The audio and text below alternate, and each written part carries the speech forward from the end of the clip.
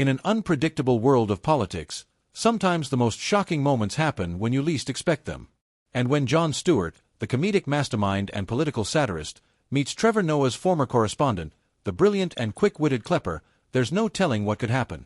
Tonight, the world watches as Jon Stewart reacts to Trump's Monarchy Move, a shocking attempt at consolidating power, and Klepper is about to confront Elon Musk in the most chaotic setting of all, the Oval Office. The tension is palpable. Stewart, whose sarcasm and incisive humor have exposed the absurdities of the political landscape for years, is faced with an unprecedented challenge. A move from the president that could change the balance of power. As for Klepper, well, he's known for his biting, fearless questions, but this is no regular interview. This is Elon Musk crashing the Oval Office, stepping in with his tech mogul swagger and eccentricity, creating a collision between the world of politics and Silicon Valley's most notorious innovator. Get ready for a wild ride of laughs, disbelief, and jaw-dropping moments as the lines between power, media, and public influence blur in ways no one could predict. The stage is set. Jon Stewart sits in front of his late-night audience, ready to deliver his take on a recent statement from Donald Trump that's been making headlines. Trump's trying to reinvent the wheel, but it's a wheel with no brakes, no steering, and probably a bomb strapped to it, Stewart quips, a sharp edge in his tone as he delves into the political madness that's unfolding. The man's trying to make a monarchy, Jon continues. Monarchy? Do we even know what that means anymore? Like, do you just appoint your kids to rule the country? I mean, at this rate, Donald Trump Jr. might be the Secretary of Golf. Jon's audience erupts with laughter. But behind the humor, there's a creeping sense of disbelief. The idea of a president attempting a monarchy is an absurdity in modern America, but that's exactly what Trump is hinting at in his latest speech, claiming his family could continue to rule the country. Because if there's one thing we learned, Jon continues, his voice turning sardonic, it's that the Trump family, with all their business expertise, is exactly what we need to save the nation. But Jon's not alone in his bewilderment. Enter Klepper, every bit as sharp but in a different arena. A man who knows how to dig into uncomfortable truths with his patented comedic style, Klepper is now preparing for a potentially explosive interaction with none other than Elon Musk. The venue? The Oval Office itself. Musk, who recently made waves with his tech empire and constant media drama, has just waltzed into the heart of American politics, making headlines with a set of bizarre comments and a Twitter meltdown about his plans for the future of humanity. Imagine Elon Musk, Klepper says, smirking, suddenly walking into the Oval Office like he owns it, and the scary part is, we're not sure if he doesn't. The scene is set. Klepper strolls into the Oval Office, where Musk is already seated at the resolute desk, idly flipping through his phone. The camera zooms in on his quirky smile, an unmistakable sign that this encounter will be far from ordinary. Klepper, ever the comedian, isn't about to let Musk's calm, unbothered exterior fool him.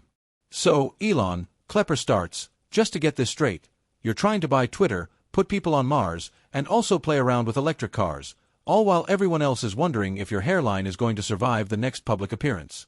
How do you keep up with it all? Elon, unfazed, barely glances up.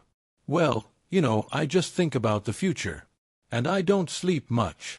Klepper pushes forward, realizing that this isn't going to be as easy as his usual interviews. I see. And do you think the future is going to have space colonies with a little, leadership from you?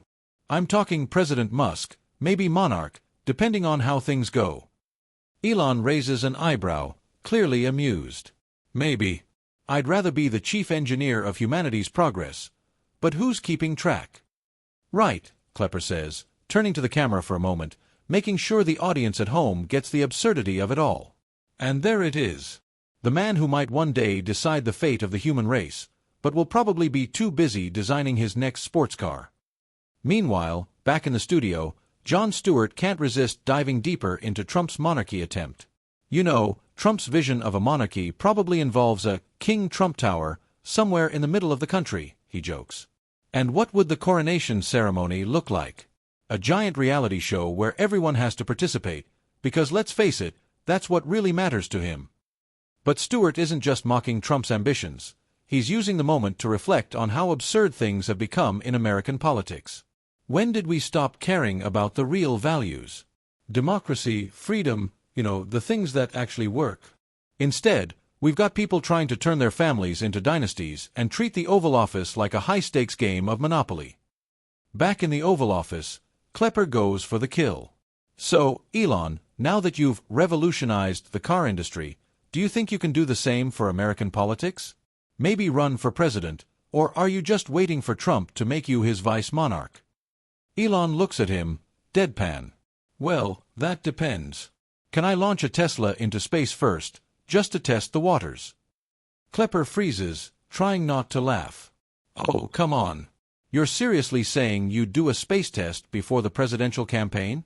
You know that's not what you should be thinking, right? But Elon just shrugs, unfazed, while Klepper is left to wrestle with the absurdity of it all.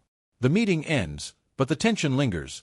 Will Musk's chaotic energy soon become part of the political landscape? And what does it all mean for the future of America? As Jon Stewart wraps up his segment, he sums it all up perfectly. We are living in the weirdest time in politics. First, we have Trump trying to recreate the monarchy, then we have Musk trying to buy the Oval Office with tweets. And in the middle of all this chaos, where does that leave us? Well, I'll tell you where. We're left laughing, and maybe, just maybe, holding our breath. The audience applauds, both shocked and entertained, as Jon delivers his final line. So, the next time you hear about Trump's monarchy move or Musk revolutionizing politics, just remember, it's all a bit like a really messed up reality show. And we're all living in it.